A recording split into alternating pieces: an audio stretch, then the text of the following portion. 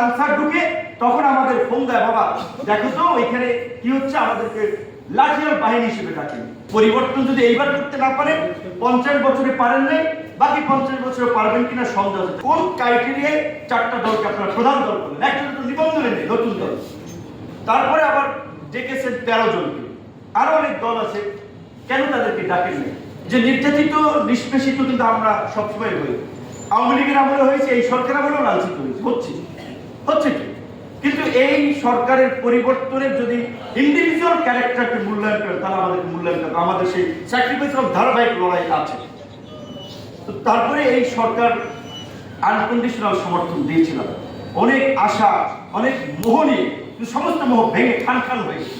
যখন তাদের কর্মকাণ্ড একের পর এক দেখতেছি, জাতিসংঘের মানবাধিকার কমিশন কার্যালয়ে আপনার দিয়েছে, কারোর সাথে আলাপ করেছে, এইটা কি এই non political government, interim government এই ধরনের সিদ্ধান্ত নিতে পারে? এখন মার্কিন যুক্তরাষ্ট্রের সাথে টেরিফ আপনার আলোচনায়, সেখানে তারা বলছে যে তারা আপনার প্রকাশ করা যাবে না এমন কিছু শর্ত দিয়েছে, সেই শর্ত পালন করে আপনার এই শার্ট প্যান্ট বেচা অর্থনীতি ঠিক রাখতে তাদের পালন করা হবে। কারণ বাংলাদেশটাকে ওই শার্ট প্যান্ট বেচা অর্থনীতির উপরেই শুধুমাত্র ব্যাকবোন দাঁড় করিয়েছে, বিকল্প নাই। তাই এখন যদি আমেরিকা এই টেরিফ সমস্যায় না পৌঁছাতে পারে, অর্থনীতি একটা ভয়াবহ কলাপস করবে, বেকারত্ব বাড়বে, নৈরাজ্য তৈরি হবে। কারণ গার্মেন্টসের 40-45 লক্ষ কিন্তু আপনার মানুষ আছে এবং এর সাথে আরো অন্যান্য পেশাজীবী আছে। তো এই মাঝখানে হইল করিডোর, দেখছেন আপনারা করিডোর, এই রকমের গুরুত্বপূর্ণ ইস্যু আমাদের সাথে একটু আলাপও করলেন না। গতকালকে অনেক নেতারা বৈঠকে বলেছেন, আপনারা দেখছেন হঠাৎ করে 4টা দলকে নিয়ে বসলেন, তারা 4টে প্রধান দল। কোন ক্রাইটেরিয়ায় আপনারা প্রধান দল? আমরা পরিষ্কারভাবে বলেছি যে সমস্ত দল, আমি সবাইকে ধন্যবাদ দেবো, আমি না, ম্যাক্সিমাম নেতারা বলেছে কোন ক্রাইটেরিয়ায় 4টা দলকে আপনারা প্রধান দল করলেন? একটা তো নিবন্ধনে নেই, নতুন দল। তারপরে আবার ডেকেছেন 13 জনকে, আরো অনেক দল আছে, কেন তাদেরকে ডাকেন নাই? সিপিবি আপনারা আরো যে একজন বলেছেন, প্রিন্স ভাই সহ, যে বিপদে পড়লে, ঝামেলায় পড়লে আমাদেরকে ডাকেন।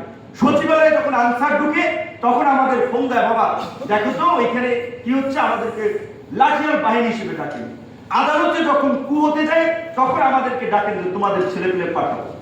আর যখন পৃষ্ঠপোষকতা করার প্রশ্নটা আসে, তখন যাদেরকে করতেছেন তো করতেছেন। আর সবচেয়ে বড় কথা হচ্ছে, আর যখন সিদ্ধান্ত নেওয়া লাগে বিদেশিদেরকে দেওয়ার জন্য, ওই ক্ষেত্রে আমাদের মতামত আপনারা নিচ্ছেন না।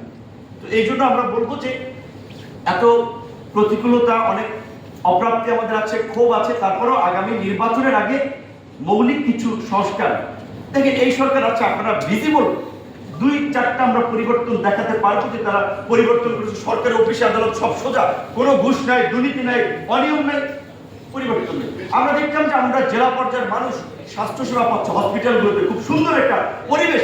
আমাদের এই বিশ্ব মানবতার দূত শান্তিতে নোবেল বিজয়ী ডক্টর ইউনূসের সরকার এটা করেছিল, সব জেলা পর্যায়ের হাসপাতাল নিট অ্যান্ড ক্লিন, উন্নত মানের চিকিৎসা। কোন জায়গায় আমরা এই পরিবর্তন দেখতে পাই? তাহলে আমরা কি পরিবর্তনটা আমরা আশা করেছিলাম? কাজে এই মৌলিক একটা পরিবর্তন আপনারা যেটা বলেছেন না, এইবার খালি একটু শুরু করি, সামনে আরো ওই ইয়া ভাই বলেছে, সামনেও আঞ্চলিক ভাষায় বলেছে, সামনেও মানে অনেক কিছু গেড়ি ধাক্কার কথা ভাই বলেছে বরিশাল ভাষা, আঞ্চলিক ভাষায়। এত সহজ হবে না। পরিবর্তন যদি এইবার করতে না পারেন, 50 বছরে পারেন নাই, বাকি 50 বছরে পারবেন কিনা সন্দেহ আছে। তাই আমি অনুরোধ করবো, মৌলিক জায়গায় আমরা যেন অন্তত পরিবর্তনের প্রশ্নে কিছুটা একমত হয়ে কাজ করি।